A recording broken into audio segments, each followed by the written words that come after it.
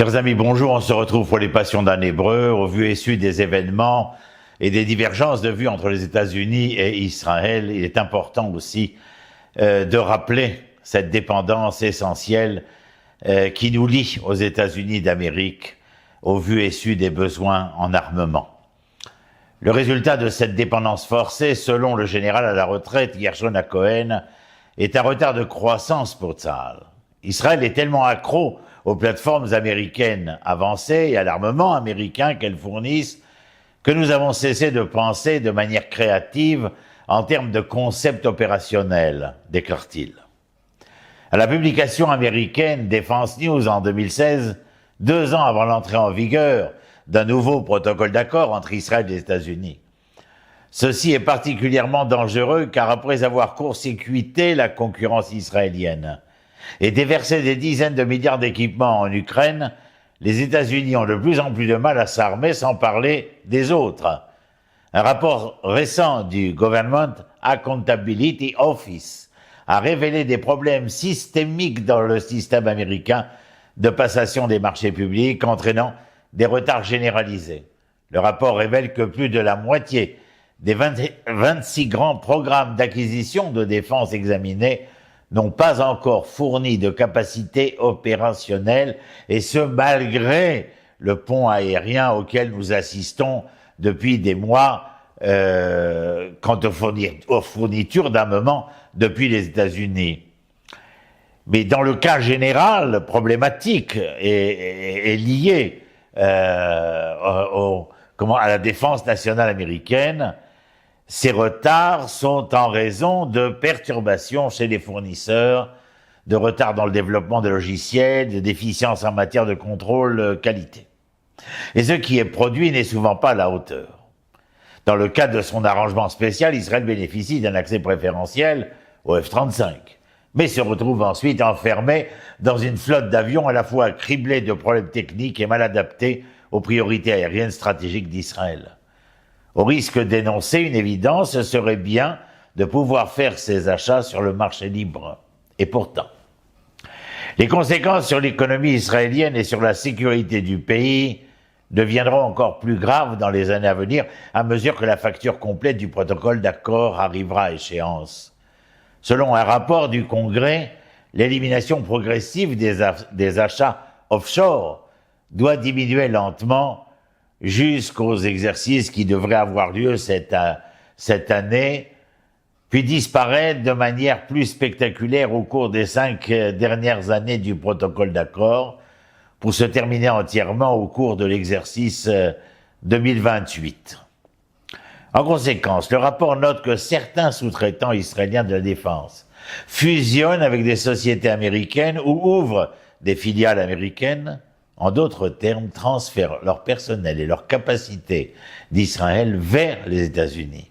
Ainsi, en échange d'un soi-disant programme d'aide qui coûte en réalité une fortune à Israël, l'État hébreu est désormais lié à la politique étrangère centrée sur l'Iran, la politique étrangère des États-Unis, bien entendu, concernant l'Iran, et interdit de capitaliser sur ses propres capacités considérables, tout en accordant aux États-Unis l'accès à l'Iran. Ses meilleurs esprits militaires et scientifiques à un taux de centimes par dollar considérablement réduit.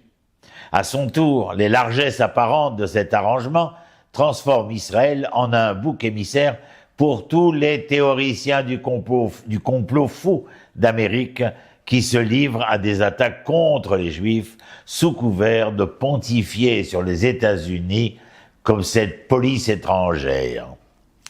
Si cela s'était produit en 1981, par exemple, on pourrait affirmer, sans se tromper, qu'Israël n'a guère d'autre choix que de dépendre de la gentillesse des étrangers et d'ignorer tout retour de flamme désagréable. À l'époque, l'État hébreu a travaillé sans relâche dans les coulisses pour s'assurer que la vente du système d'armes AWACS par le président Reagan aux Saoudiens soit également un prix de consolation pour Jérusalem. Mais l'Israël de 2023-2024 est infiniment plus riche et plus puissant que le pays socialiste poussiéreux d'il y a 40 ans où les réseaux électriques locaux pourraient être surchargés par les sèche-cheveux américains. La croissance des capacités indépendantes d'Israël est particulièrement évidente dans le domaine militaire. Selon certaines estimations, les États arabes ont acheté environ un quart des 12,5 milliards de dollars d'exportation d'armes d'Israël en 2022.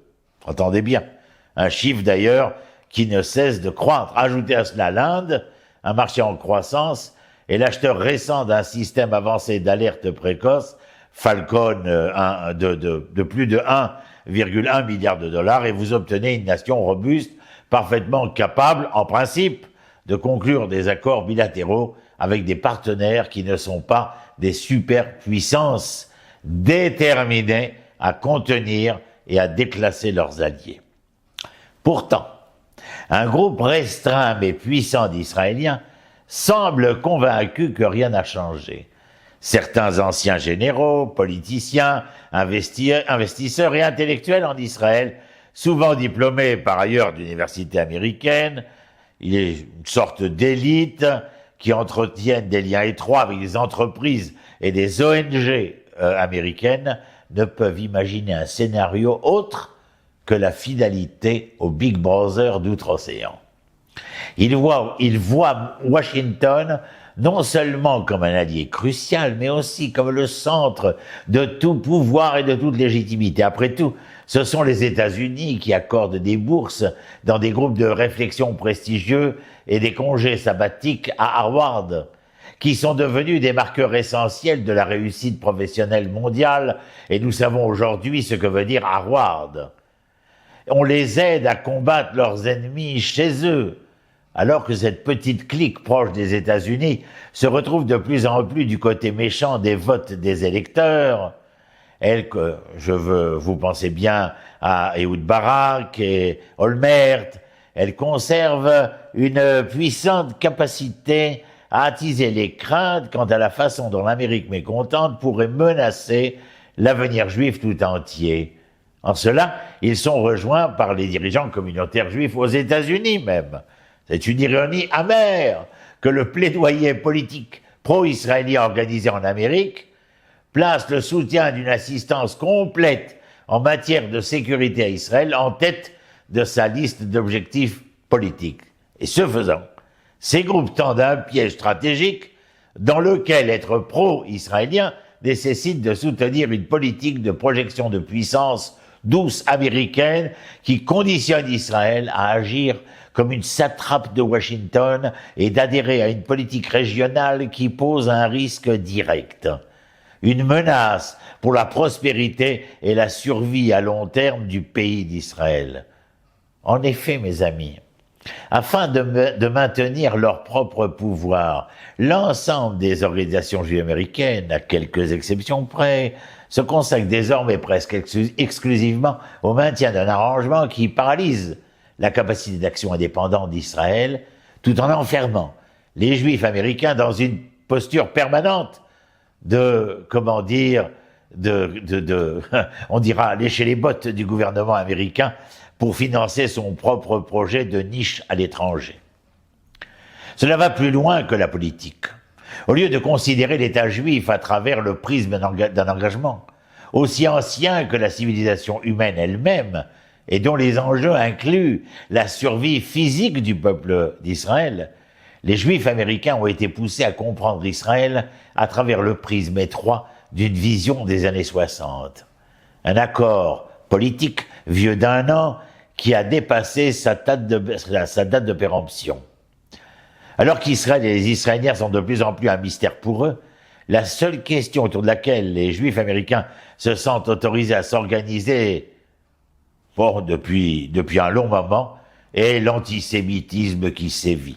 Et même dans ce cas, uniquement tel qu'il est défini en haut, par conséquent, nous ne sommes pas réellement autorisés à examiner les principales sources et manifestations de ce phénomène, à savoir l'antisionisme et les attaques contre les Juifs religieux là-bas même. Mais nous sommes plutôt là-bas même aux États-Unis, ce qui ne nous empêche pas d'ouvrir une parenthèse et de la refermer concernant l'Europe occidentale, vassale des États-Unis aussi. Mais nous sommes plutôt invités à nous inscrire dans des campagnes de messagerie dirigées par des célébrités et adaptées à Instagram. Les bénéficiaires, comme ceux d'autres croisades virales pour la justice, sont au mieux très flous.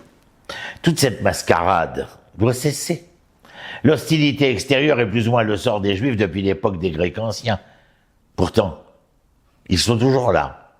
Je dis les Juifs, bien entendu.